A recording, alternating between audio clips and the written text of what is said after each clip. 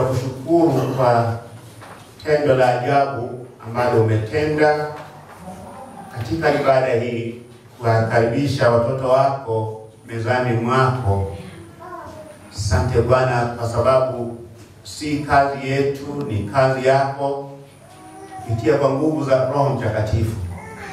Na tuwaombea wote ambao umewakaribisha, kwamba ndani ya mioyo yao wakahisi tendo hili la ajabu, na kwamba wakatamani kuishi mezani mwako siku za maisha yao yote. Na Wakristo wote waliokusanyika hapa, Bwana, utubariki katika safari zetu za kuja mbinguni, kwa Yesu Kristo Bwana wetu. Amen. Naomba tuketi.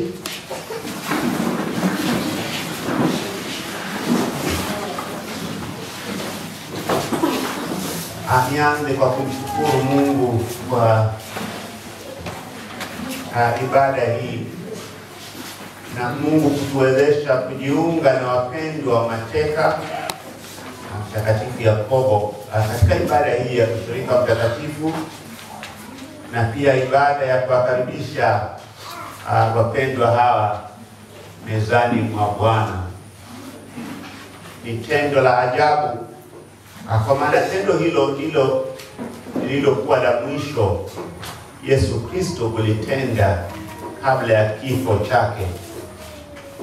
Walipokuwa kule kwenye chumba cha juu, upper room, na Yesu akaandaa meza na akabariki meza na akawapa, akasema kwamba fanyeni hivi kila mnaponikumbuka. Kwa hiyo tushukuru Mungu kwa tendo hili, na kila mmoja wetu atamani kusonga karibu na Yesu kwa njia ya kiroho, lakini pia kwa njia ya kimwili, katika kushiriki sakramenti takatifu kila ambapo tunayo nafasi. Na mnapokuja kwenye sakramenti, muje kwa imani, jinsi watoto walivyotufundisha. Ni mambo mawili ambayo yatupasa wa Kristo tunapokuja mezani mwa Bwana. Jambo la kwanza ni toba, kwa maana wewe nami ni watenda dhambi tu. Kwa hivyo tunapokuja mezani mwa Bwana, tusije ni kama twastahili, tuje kama ni wenye dhambi waliosamehewa, na ambao watazamia kuishi maisha mapya. Na jambo la pili ni imani. Tuamini kwamba huu si mkate tu wa kawaida, kwamba huu si tu mvinyo ambao utakunywa kule kwenye klabu. Tuamini kwamba ni damu yake Yesu Kristo inayotusafi. Bwana Yesu asifiwe. Katika somo letu la Injili, Injili jinsi ilivyoandikwa na Yohana, mlango wa 14 kuanzia mstari wa 23, ni mojawapo ya maneno ya mwisho ambayo Yesu Kristo anazungumzia wanafunzi wake. Sisi katika desturi zenu, baba akikuita au mama, na baba anafahamu kwamba hataishi siku nyingi, maneno ambayo baba anakuambia yana uzito gani? Najua kwamba kuna wengine wenu ambao mlipoteza wazazi hivi karibuni au zamani. Je, wazazi wenu waliwaagiza nini? Waliwaambia nini? Je, wazazi wenu waliwaambia mtende jambo gani au msitende jambo gani? Katika desturi za Afrika, maneno ambayo mzazi husema kwetu mara ya mwisho huwa ni maneno yenye uzito mkubwa. Basi maneno haya katika Yohana 14 ni mojawapo ya maneno ya mwisho ambayo Yesu Kristo anawaagiza wanafunzi wake. Sababu ukisoma Yohana 15, Yohana 16, Yohana 17 ni habari za kuuawa Yesu Kristo. Kwa hivyo haya ni maneno mazito. Basi ni yapi? Mstari wa 23 Yohana 14, Yesu asema hivi: mtu akinipenda atalishika neno langu, na Baba yangu atampenda. Bwana Yesu asifiwe. Amen. Kwamba mtu akinipenda mimi atashika neno langu, na akishika neno langu Babangu atampenda. Wengi wenu hapa ni wazazi na mna watoto. Ukimpa maagizo mtoto wako, umwambie kwamba baba au mama usifanye jambo hili, na mtoto huyo aitikie na akutii, si wewe unafurahi kama mzazi? Na je, kama mtoto huyo haitikii, mtoto ambaye ni wa kiburi, mtoto ambaye ni wa kuasi mzazi, je, mzazi humfurahia? Basi Yesu asema wanafunzi wake, mtu akinipenda atalishika neno langu, na Baba yangu atampenda. Kama unampenda babako, au kama unampenda mke wako, au kama unampenda mme wako, jameni, utajaribu kufanya yale yanayompendeza. Si utajaribu kufanya yale ambayo inampendeza. Hivyo ndivyo ilivyo kwetu sisi wanadamu. Kama mama ni yule ambaye matendo yake haionyeshi pendo kwa mzee, kama baba matendo yake haionyeshi pendo kwa mke wake, basi jamii hiyo inakuwa na shida. Kwa maana hamna glue ambayo inaleta pendo, hamna gamu ambayo inawaunganisha pamoja. Na je, itakuwaje sisi uhusiano wetu na Mungu? Yesu anawaambia wanafunzi wake, kama mnanipenda mimi mtashika neno langu, na mkishika neno langu mimi nitawapenda. Bwana Yesu asifiwe. Maneno haya wapendwa, sio tu ya enzi zile. Maneno haya ni ya majira yetu. Watoto wangu ambao leo hii Mungu amewakaribisha mezani mwake, si tu kwamba muje na mpokee sakramenti, bali kwamba muishi maisha ya kumpendeza Bwana. Muzishike amri zake Yesu Kristo, na amri hizo mlizikariri mbele ya umati huu. Ningewasihi msimame watoto wale ambao tumwakaribisha. Hebu simameni tena, na hebu semeni amri 10, semeni 5 za kwanza. Kwanza, usiwe na miungu mingine ila mimi. Pili, usifanye sanamu ya uongo. Tatu, usilitaje bure jina la Bwana Mungu wako. 4, usifunge siku ya Sabato. 5, waheshimu baba yako na mama yako. Na hilo ndilo neno la Mungu, na ndio maneno ambayo Yesu awaambia wanafunzi wake kwamba mkinipenda mtashika amri zangu, na mkishika amri zangu mimi nitawapenda. Ndugu na dada wa Kristo mliokusanyika hapa, sijui nyinyi mwazishika amri zake Mungu kwa kweli? siku baada ya siku, nyinyi mwatamani ndani ya mioyo yenu kwamba mkaweze kulinda amri zake Bwana. Amri zake Bwana ni ile summary of the law, muhtasari wa sheria. Mpende Mungu wako na moyo wako wote na fikra zako zote na nguvu zako zote. Na ya pili kwamba mpende jirani yako jinsi unavyojipenda mwenyewe. Kwamba tumpende Mungu na tupende jirani, na huo ndio muhtasari wa amri 10, a summary of the law. Na maneno hayo ndio ambayo Yesu awazungumzia wanafunzi wake. Hilo ndilo neno la kwanza. Neno la pili ndilo hili.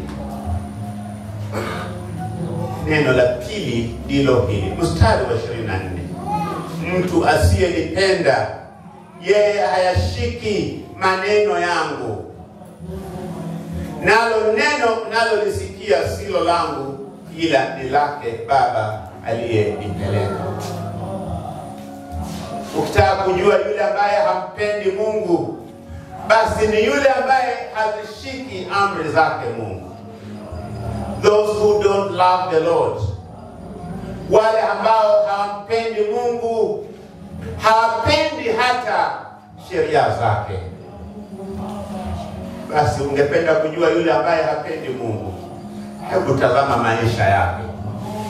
Maisha yetu ikiwa ni ya kumwasi Mungu kila wakati.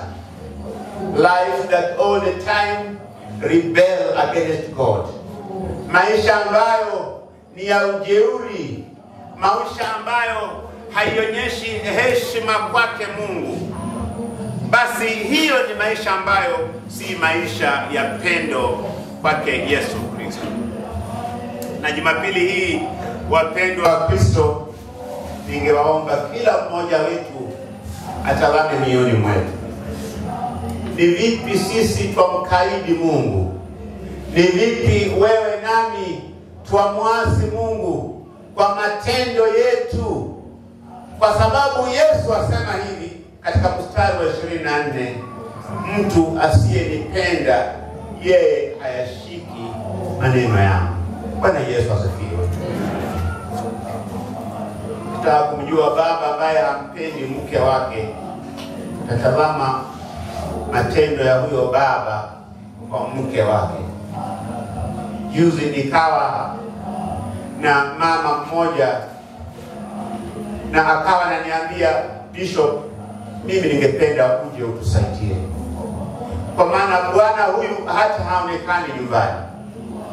Bwana huyu anapoondoka anaishi mbali, na kwamba yeye anaweza kuishi hata miaka 2 bila kurudi nyumbani. Bila shaka huyo ni baba ambaye hapendi mama huyu. Na sisi pendo letu kwake Mungu litadhihirika kwa matendo yetu. Bwana Yesu asifiwe. Na pia kutompenda Mungu itadhihirika pia kwa matendo yetu. Matendo ya uasi, matendo ya ujeuri, matendo ambayo hayavunjiki machoni mwake Bwana. Je, baba, je mama, wewe unamkaidi Mungu kwa njia gani? How are we rebelling against God? Je, mimi nakaidi Mungu kwa njia gani? Akina mama, inawezekana ninyi ni wakaidi kwa wazee wenu. Wamama pia wana uwezo wa dhambi. Mama pia wana uwezo wa ukaidi, kwamba hata baba anaporudi nyumbani, wewe unamuona tu kama sijui unamuona kama nini. Ni kama hata mtu hajaingia kwa nyumba hii. Baba anaingia nyumbani, nguo zake ni chafu jameni. Hata wewe hawezi msaidia kufua nguo hizo. Baba anaingia nyumbani, hata chakula hakipo. Hata hawamuulizi baba umeshinda vipi, na je ulikula chochote. kule ambapo ulikuwa. Hata haumuulizi, je, nikuandalie kikombe cha chai? Kuna wamama wakaidi ulimwengu huu. Kuna wamama ambao hawajali, hawaonyeshi pendo kwa wapendwa wao. Na hivyo ndivyo ilivyo katika uhusiano wetu naye Mungu. Ndiyo maana Yesu asema, wale ambao hawanipendi hawazishiki maneno yangu. Those who don't love me, they don't obey my words. Bwana Yesu asifiwe. Basi jambo la tatu Yesu analowaambia wanafunzi wake ni hili. Yesu anawaambia kwamba anamtuma msaidizi. Bwana Yesu asifiwe. Kwamba wewe nami kivyetu ni wakaidi. On our own we are rebellious. Wewe nami kivyetu hatuvunjiki. Wewe nami kivyetu ni wenye dhambi. Na Yesu alifahamu hilo. Basi anawaambia wanafunzi wake hivi, hebu sikizeni. Anawaambia hivi katika mstari wa 26. Anawaambia, lakini huyo msaidizi, huyo Roho Mtakatifu ambaye Baba atampeleka kwa jina langu, atawafundisha yote na kuwakumbusha yote niliyowaambia. Bwana Yesu asifiwe. Kivyako hauwezi kuwa mtiifu kwa Mungu. Kivyako hauwezi kuwa mtiifu kwake Yesu Kristo. Na Yesu alijua unyonge wetu. Yesu alijua utu wetu ni utu wa dhambi. Basi Yesu akawaambia, mimi namleta msaidizi. I bring a helper. This helper will remind you of all things. This helper will teach you of all things. Wapendwa wa Kristo, do you recognize that you have a helper? Je, wewe watambua kwamba unaye msaidizi? Jina lake ni Roho Mtakatifu. The name of this helper is the Holy Spirit. Watoto wangu, hebu msimame tena. Mtukumbushe kuhusu huyu msaidizi. Je, mlifundishwa nini kuhusu Roho Mtakatifu? Semeni kwa pamoja. Je, Roho Mtakatifu ni nani? Roho Mtakatifu ndiye atujazaye mimi na wote wa Mungu. Hebu semeni kwa sauti jameni kuhusu Roho Mtakatifu. Wale wa nyuma wote wamenyamaza. Hawa kweli wana Roho Mtakatifu? Basi hebu semeni kwa pamoja. Tumejifunza kuwa Mungu Roho Mtakatifu ndiye atujaliaye. Ndiye atujaliaye. Naam. Ndiye atujaliaye wema katika ubinadamu wetu. Ndiye atujaliaye wema katika ubinadamu wetu. Naam. Kwamba alikuja kikamilifu siku ya Pentekoste ili awe mpaji wa uhai katika kanisa. Alikuja siku ya Pentekoste ili awe mpaji wa uhai katika kanisa. Naam. Kutuwezesha kukaa katika mfano wa Yesu Kristo. Kutuwezesha kukaa katika mfano wa Yesu Kristo. Naam. Kwa hii tunajifunza kumwamini Mungu mmoja, Baba, Mwana na Roho Mtakatifu, kama ilivyokuwa hapo mwanzo, ndivyo sasa, na hata milele ndivyo. Amina. Asanteni sana. Mwapigieni makofi jamani. Na ndiyo maneno Yesu awaagiza wanafunzi wake katika mstari wa 26 Yohana 14.